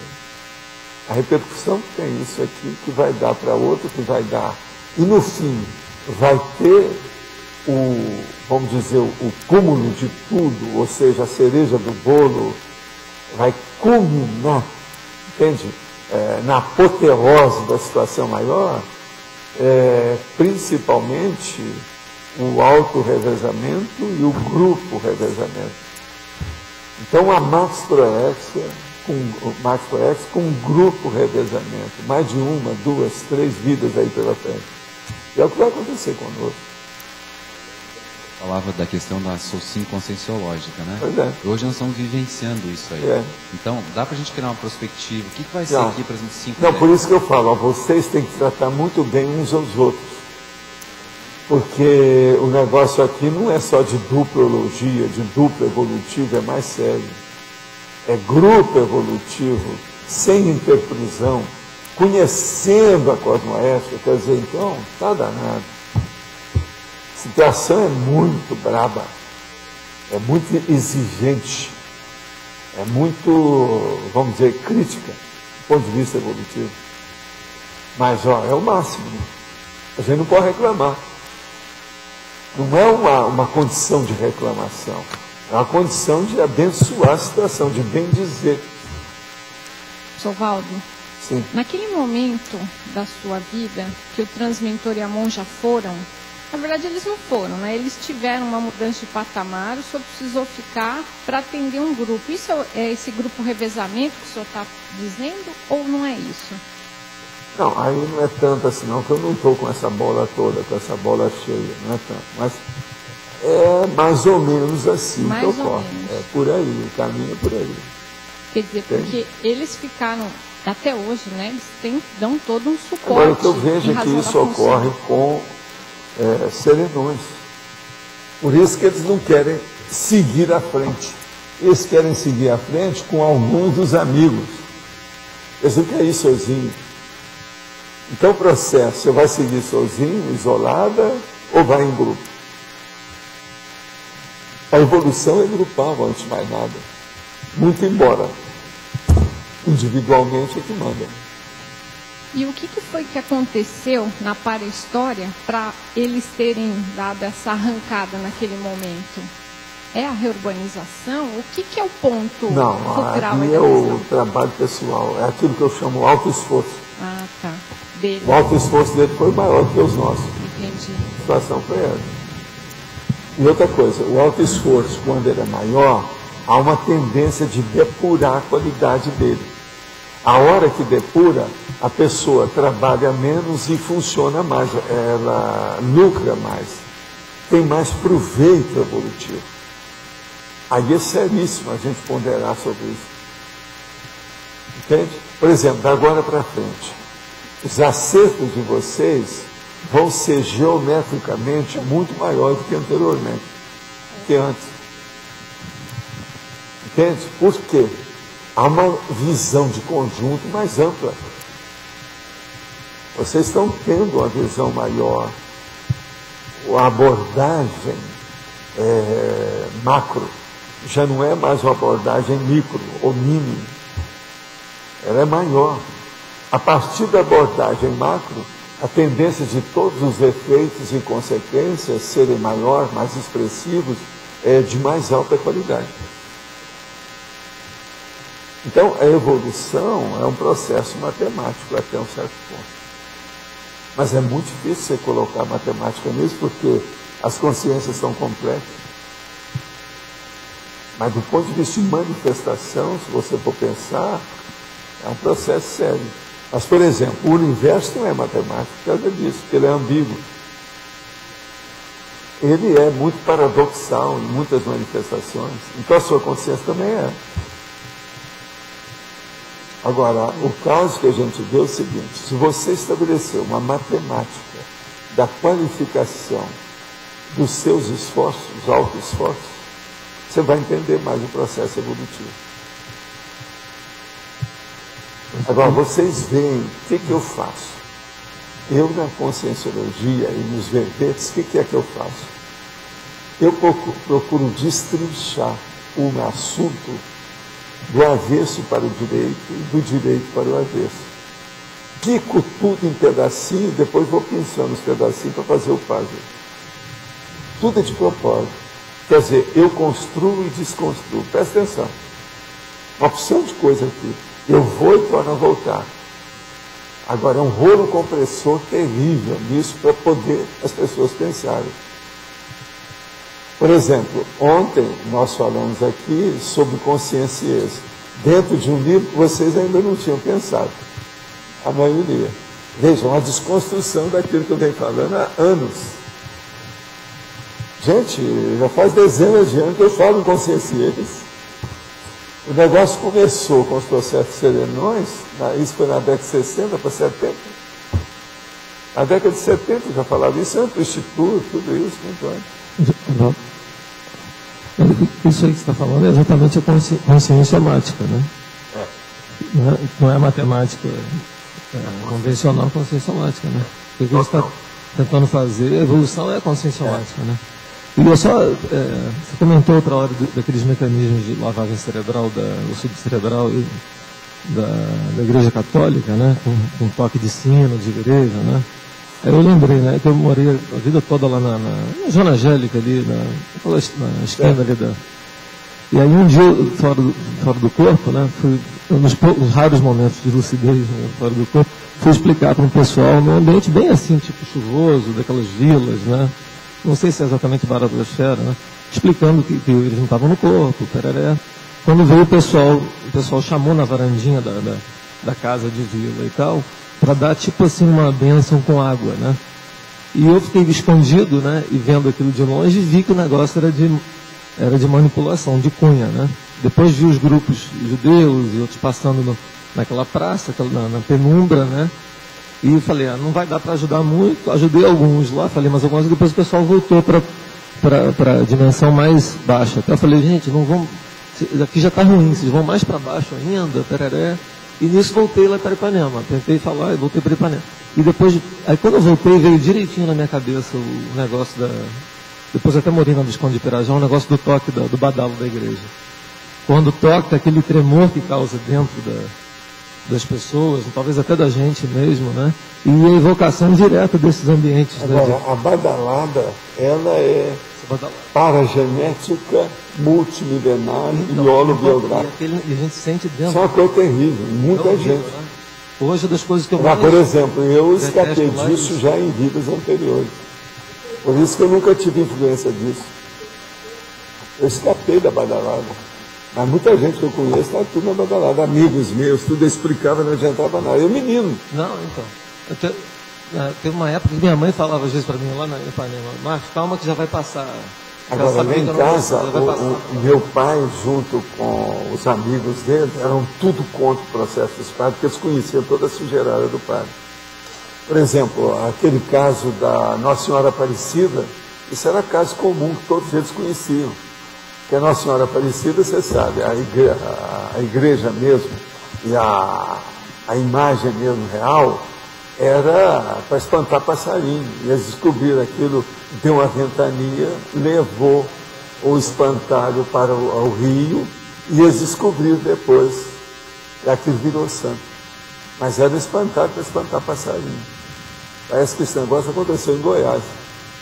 Agora veja, na minha infância eles já contavam isso tudo. Contava a sujeirada dos padres. Havia aquele processo, aqueles livros aí da Papisa Joana, a história dos papas, a sujeirada que tinha. Os povos tudo sabia disso na ponta da língua, conhecia tudo. A padreada lá era terrível. Essa padreada Nossa Senhora da Badia não é fácil. Valdo, eu não entendi. O que você escapou da badalada? Você? Eu nunca tive influência do processo da Igreja Católica. Eu entrei na igreja quando eu já era mais de 40 anos. Eu fui para ver uma missa de corpo presente, porque era um amigo do meu sócio, que me pediu para ir lá. Eu nunca tinha entrado lá, de jeito nenhum, nunca tinha visto em casamento, nem nada que tinha dentro da igreja. Eu abominava o processo da igreja. Eu só gostava, como eu já contei aqui, de ver o Mané fogueteiro, que era bom, né? Ver aquele foguete que ele soltava, caía. Mas aí eu falei assim, vem cá, você não tem medo dessa vareta cair na cabeça de uma pessoa e matar? Eu disse, não, ela vai para fora da cidade, não vai bater ninguém, não sei o quê. Eu então ia nas festas para ver o Mané Fogueteiro lá, soltar foguete. Queria marketing também, né? O negócio do marketing da Igreja Católica, das festas e tal. Né? Agora era muita sujeira, cara. Eu vi muita coisa. Agora eu falava sobre o processo da badalada, porque eu nasci num ambiente que o povo metia o pau no estudo. A padrada toda, entendeu? Aparecia aquela pessoa de batina preta, porque eles usavam muita batina preta. Falaram assim, ó, tá chegando o corvo, ó, cuidado, a aborto tá vindo. Quer dizer, eles eram muito mal vistos em certas áreas. Não, engraçado, que me deixou mais surpreso dessa vez, foi quando depois, as outras vezes, eu fui morar em Literais há um ano e tal, e anotei essa experiência, e sempre que tocava Jalcina, mais de perto, ainda além daquela sensação no grupo, e até um pouco... Mas a badalada tem muita gente que já andou estudando isso. Agora eu escrevi artigos já há muitos anos. Eu sei que você sabe muito mais disso, vivenciou. Mas estou só dizendo que me surpreendeu, foi que sempre me lembrava do ambiente. E a ligação direta... Você sabe quando houve o processo do Instituto, que a gente abriu, a primeira vez que eu falei em badalado, o povo achou que eu estava... Ele está doido, falando uma coisa. O que tem isso com a gente? Negócio é sério isso. Quando eu expliquei tudo, aí caiu a ficha, o povo foi ver, ó, vocês são muito mais burros que vocês estão pensando. Não, é porque não consegue ver um nível de transe naquele percentual subconsciente que gera. Né? Aí acha que é brincadeira. Agora, a coisa séria é a construção da igreja nos promontórios. É onde é mais alta que eles fazem a igreja. Que é para colocar a torre também mais alta para dominar com o som todo mundo. Agora, negócio de arte. A igreja usou tudo que pôde de matéria de arte para dominar e manipular os viés. Tudo de arte. Pintura, música, escultura, tudo que tem. Mas você, por exemplo, você já teve uma mesologia, a tua mesologia já não te levou para isso. Você não escapou porque você já nem entrou nisso, vendo a tua própria família que já não... Mas veja, mas na minha terra, lá era uma pobreza danada, né? Esse negócio da pobreza nos ajudou a ver a realidade. Quem passa sacrifício acaba vendo a realidade crua, que os outros não veem. Numa vida melhor, o povo numa vida melhor, eles não estão vendo, né? As necessidades dos outros, não vê aonde estão os erros, não vê a manipulação dos mais, você está entendendo, melhor de vida, manipulando os que têm menos, os despossuídos. Lá a gente viu isso tudo. Esse foi o motivo que eu me formei em medicina e instalei um consultório de clínica gratuita, de propósito.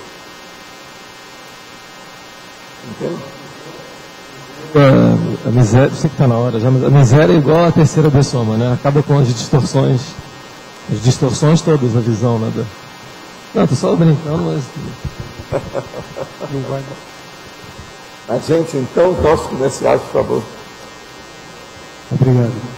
As pontuações da abertura de hoje: 49 assinaturas no livro de presença, 16 perguntas presenciais, 8 perguntas respondidas online, 15 votos online. Teremos os seguintes recados: Fátima Soares e Lócio pela Semana de Saúde, João Paulo pela Consus. 8 verbetes para a votação de hoje. Beatice, behaviorismo, contrapontologia, hipocrisia política, mirmídone, miudeza, objeto ritual e testemunho. Boa tarde, pessoal. Estamos aqui em nome da OIC para convidar todos para a segunda semana de saúde holossomática da Cognópolis, que acontecerá do dia 6 ao dia 12 de outubro. Essa semana é uma semana onde diversas ICs fazem atividades gratuitas, abertas a toda a população. Estaremos aqui hoje com a Apex, que irá divulgar um pouco as suas atividades. Bom, pessoal, dentro das atividades da Semana da Saúde, nós vamos estar participando com 3. A primeira é a oficina de parapatologias e PROEX, onde nós vamos trabalhar a correlação de várias parapatologias que têm uma dificuldade direta para a execução da PROEX. Ela ocorrerá na quarta-feira, dia 7 de outubro, das 15 às 18 horas. Na quinta-feira pela manhã, já dentro das nossas atividades regulares, nós temos a dinâmica Parapsiquismo aplicada à ProEx. O EPICOM é o professor Frederico Ganem e os participantes estão convidados da Semana da Saúde, estão convidados também a participar dessa dinâmica parapsíquica. E na sexta-feira, para quem tiver interesse, nós vamos ter separado aí 2 agendamentos pela manhã e depois também 2 agendamentos à tarde para o serviço de apoio existencial, que é um serviço de suporte, de orientação em questões referentes à execução da programação existencial da pessoa. Também essa é uma atividade gratuita, o serviço de apoio, é só fazer o agendamento. Para maiores informações, vocês podem acessar o site da OIC para ter informações gerais sobre a Semana de Saúde e também dessas específicas da Apex, ou entrar em contato direto com a recepção aqui do CAEC. Tá ok? Muito obrigado. Boa tarde. Falo em nome da Conscius e nós queríamos divulgar o programa autoconscienciométrico com o curso Fundamentos da Conscienciometria, que começa a partir de outubro. Vai ser ministrado aqui no CAEC, às terças, quintas e aos domingos. E agora, no próximo sábado, dia 19, vamos ter uma palestra falando de conscienciometria e falando sobre o curso com o professor João Aurélio, que é um curso de fundamentos, mas fala sobre conceitos bem avançados sobre conscienciometrologia. Estão todos convidados, palestra gratuita, sábado próximo, dia 19, às 3 horas, e o curso Fundamentos da Conscienciometria a partir de outubro aqui no CAEC. As inscrições na recepção. Obrigado, boa tarde.